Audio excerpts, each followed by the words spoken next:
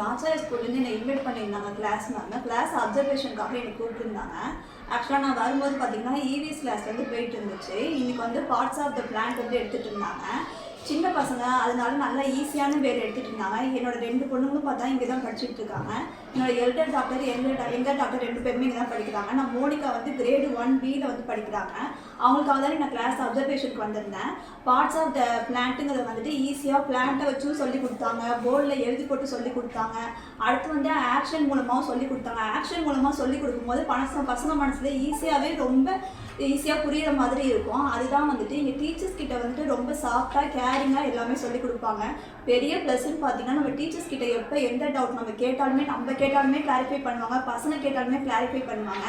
இதுதான் இங்கே வந்து பெரிய ப்ளஸ்ன்னு நான் சொல்லுவேன். இங்கே அகாடமிக்ஸ் நான் அகாடமிக்ஸ் ரெண்டுமே பார்த்தீங்கன்னா ஆச்சாரியா தான் நான் பெஸ்ட்டுன்னு சொல்லுவேன். இப்போ இங்கே ஆச்சாரியாவில் பார்த்தீங்கன்னா மார்க்கம் இருக்குது, சிலம்பம் இருக்குது, யோகா இருக்குது, செஸ் இருக்குது, எல்லாமே ரொம்ப நல்லா சொல்லி கொடுத்துட்ருக்காங்க.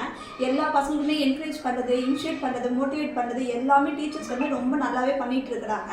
இப்போ என் பெரிய பொண்ணு பார்த்தீங்கன்னா 5th B படிக்கிறாங்க. அவங்க பார்த்தீங்கன்னா இந்த தடவை யோகாவில் பார்த்தீங்கன்னா ஸ்டேட் லெவலில் 2nd வந்துட்டு இருக்காங்க.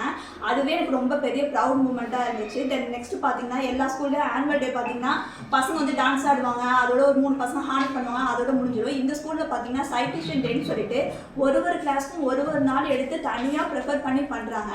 அதில் வந்து ஒரு பசங்களுமே போய் அந்த ஸ்டேஜ் ஏறும்போது நமக்கு வந்து அவ்வளோ ஒரு ப்ரௌட் மூமெண்ட்டாக இருக்கும்.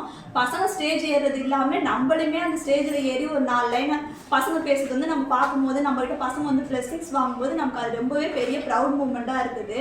இது கண்டிப்பாக எந்த ஸ்கூல்லையுமே இது இருக்காது. இந்த ஸ்கூலில் இது க்ரியேட்டிவாக யூஸ் பண்ணி பண்ணுறது வந்து எனக்கு ரொம்பவே பிடிச்சிருக்குது. இது அன்றைக்கி பார்த்தீங்கன்னா என் பொண்ணு வந்து ஸ்டார் ஆஃப் த இயர் கூட வாங்கியிருந்தாங்க. இதனால் எனக்கு ரொம்பவே சந்தோஷமாக இருந்துச்சு. நம்ம 1 இயர் என்னென்ன ஹார்ட் ஒர்க் பண்ணுறோமோ அதுக்கான அச்சீவ்மெண்ட்டும் அன்றைக்கி வந்து நம்ம பார்க்கலாம் நம்ம.